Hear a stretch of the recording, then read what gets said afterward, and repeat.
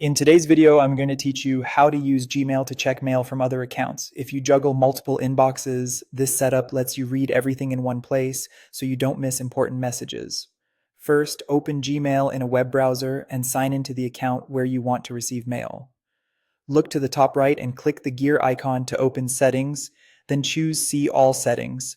This takes you to the full settings dashboard, which is easiest to manage on a computer. Next, open the Accounts and Import tab. Here you'll see a section called Check Mail from Other Accounts. Click Add a Mail Account to start connecting the mailbox you want Gmail to check. When prompted, type the email address you want to add and click Next. Be sure to enter the full address correctly, including the domain. If this is a work or school address, you may need permission from your administrator, but the process is the same. You'll now choose how you want Gmail to bring in messages. You can import emails, which fetches copies of new messages into your Gmail inbox, or you can link the account if your provider supports a direct connection. Importing via Fetch is simpler and keeps your original account intact, while linking can enable extra features like better spam protection and faster syncing. Pick the option that fits your needs and click Next to continue.